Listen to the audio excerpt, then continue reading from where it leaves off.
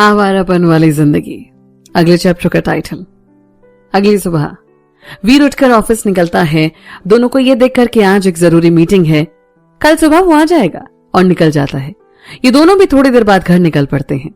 यहाँ संजना और प्रिया की फैमिली छतरपुर फार्म हाउस की तरफ निकल पड़ते हैं, जहां सभी प्रोग्राम होने थे शादी के। इधर रोहित की फैमिली और सारे गेस्ट राजीव की कॉलोनी में बने मैरिज हॉल में आ जाते हैं, जहां लड़के वाले के फंक्शन होने थे। शादी की तैयारियां चल रही थी और सब उनमें बिजी थे। साक्षी और प्रीति दोनों उस दिन श्रुति से मिलते हैं। श्रुति चाची के पांव छूकर उनके गले लग जाती है। श्रुति, हमें माफ कर दीजिए चाची। प्रीति, कोई बात नहीं श्रुति, भूल जाइए इन बातों को और आगे की सोचो। श्रुति, और वीर कैसा है? साक्षी, पता नहीं, किसी से मिले वो तब ना। श्रुति, सब मेरी वजह से हुआ है। प्रीति, हर बात के लिए खुद को दोषी नहीं देते श्रुति। अगर दोनों की किस्मत में मिलना लिखा होगा तो कोई नहीं रुक सकता, और अगर नहीं लिखा होगा तो हम कितनी भी कोशिश कर लेना नहीं मिल सकते। बस खुद का ध्यान रखो। वहीं वीर ऑफिस में बैठा आज कुछ ज्यादा ही परेशान था, तो वो जल्दी ऑफिस से निकलकर घर पहुंच जाता है और वहां पहले हैश और फिर वीर लेकर होश खोकर सो जाता है। इधर रोहित और राजीव कई फोन कर चुके होते हैं, पर वीर फोन नहीं उठाता।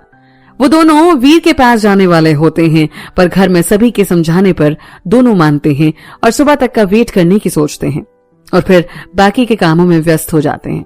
अगले दिन से शादी के फंक्शन शुरू होने वाले थे। जब वीर की नींद खुलती है तो सुबह के 4 बज रहे होते हैं। वो उठकर शराब की बोतल उठा लेता है और पीने लगता है। सुबह के 7 बजे तक वो पीता रहता है और फिर फ्रेश होकर 8 बजे के करीब राजीव के घर के लिए निकल पड़ता है। एक बैग में उसने अपने कपड़े रख लिए थे और आंखों पर काला चश्मा डाल रखा था। थोड़ी देर में ही वो रोहित के परिवार के पास होता है। राजवीर जी, अरे अरे देखिए कौन आए हैं, हमारे साहबजादे, इन्हें अपने पापा से मिलने की फुर्सत अब मिली है। वीर उनके पांव छूकर, सॉरी पापा, वो बस थोड़ा बिजी था। पापा उसे गले लगा लेते हैं। पापा, अब लग रहा है हमारे बेटे की शादी है, घर में रौनक तो अब आई है। वीर फिर से माँ और शिवानी से मिलता है। रोहित भी उसे गले लगा लेता है और फिर वो रोहित की बाकी गेस्ट से मिलता है। रोहित, चला जा, राजीव के यहाँ चलते हैं, सब पूछ रहे हैं तेरे बारे में। फिर दोनों राजीव के घर पहुंच जाते हैं।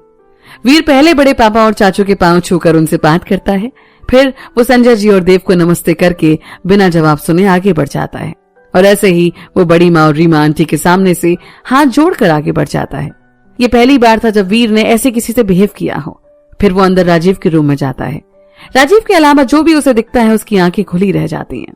रजनी उसके पास जाकर उसे गौर से देखती है। बाल और दाढ़ी बड़े हुए, चेहरे पर कहीं भी कोई भाव नहीं, आंखें धसी हुई और उसके नीचे डार्क सर्कल, शरीर खोखला जैसे कभी ढंग से कुछ खाया ही ना हो। ये सब देखकर उसकी आंखों से आंसू बहने लगते हैं और वीर मुस्कुराकर उसे गले लगा लेता है।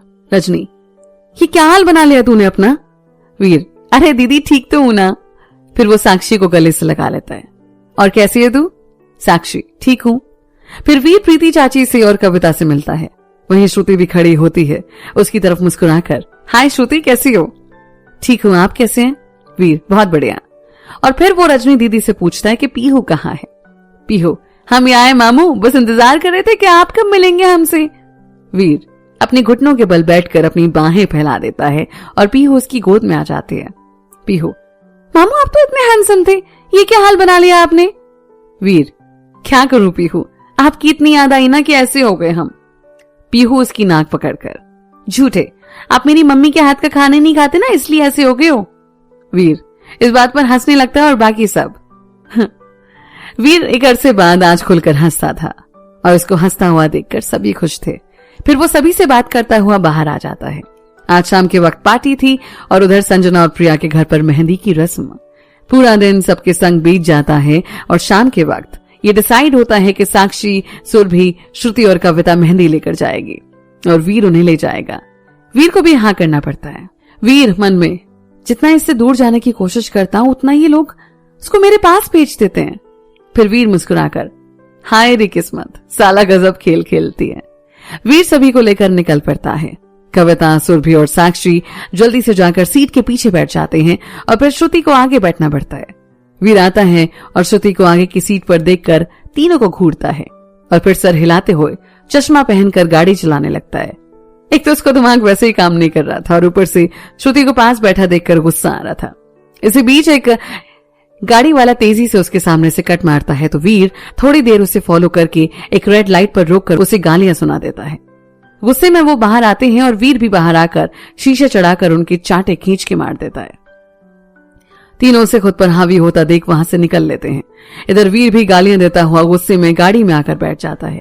सब वीर के गुस्से की वजह समझ जाते हैं और इसी वजह से पूरे रास्ते सब चुप रहते हैं। वीर छतरपुर पहुंचकर फार्म हाउस के अंदर गाड़ी पार्क करके सबके साथ चला जाता है, जहां वो सबसे मिलता है और फिर संजना और प्रिया से मिलने जाता है। वीर को देखकर दोनों खुश होते हैं और उसके गले लग जाते हैं। प्रिया, वीर कितनी देर कर दी आने में? हाँ प्रिया, वीर अब सारी शिकायतें दूर कर दूंगा ना। फिर वो कुछ देर बैठकर दोनों से बातें करता है और बाहर आ जाता है, जहां वो फार्म हाउस के एक कोने में खड़ा होकर वीड पीने लगता है। वहीं श्रुति आती है। श्रुति, सॉरी, वो मेरी वजह से आपको प्रॉब्लम हो रही है ना, बस 1-2 दिन की बात है। वीर, अरे गलत समझ रहे हैं आप, आपकी वजह से मुझे कोई दिक्कत नहीं हो रही, रिलैक्स। अब जो हमारे हाथ में नहीं था उसे हम बदल नहीं सकते ना, तो दोनों की शादी एंजॉय करते हैं, ठीक है ना। फिर दोनों वहां से अंदर आ जाते हैं, जहां पर संजना और प्रिया की मेहंदी की तैयारियां चल रही थी। वीर भी कुछ दूरी पर बैठ जाता है और बाकी सभी लड़कियां प्रिया और संजना के पास बैठ जाती हैं। प्रिया और संजना के कहने पर ये चारों भी वहीं मेहंदी लगाने लगते हैं। साक्षी खुद श्रुति के हाथ में मेहंदी लगाती है। साक्षी उसके हाथ पर वीर का नाम लिख देती है। श्रुति, ये क्या कर रही है? साक्षी, देख बनेगी तो तू ही हमारी भाभी, ये बात जानती हूं मैं, बस थोड़ी जुदाई है किस्मत में, पर भगवान इतने भी निर्दयी नहीं है कि दो प्यार करने वाले को जुदा करें। श्रुति कुछ नहीं बोलती, बस साक्षी की तरफ देखती रहती है। जब सब की हाथों में मेहंदी लग जाती है तो सभी डांस करने लग जाते हैं। श्रुति भी खुश थी, एक तो उसकी बेस्ट फ्रेंड की शादी और ऊपर से वीर भी यहीं था। आसपास तो उसका खुश होना बनता था, भले दूरियां हो दोनों के बीच, पर प्यार में कोई कमी तो नहीं थी। जब सभी डांस करने लगते हैं तो वीर वहां से उठकर बार काउंटर की तरफ चला जाता है और वहां बिना किसी तरफ देखे कुछ बैग अपने गले से उतार लेता है और फिर वहां से बाहर चला जाता है। डांस करते हुए प्रिया वीर के लिए पूछती है तो कविता उससे कहती है कि वो बुला कर लाती है और वीर को ढूंढते हुए बाहर आती है, जहां वीर वीड पी रहा था।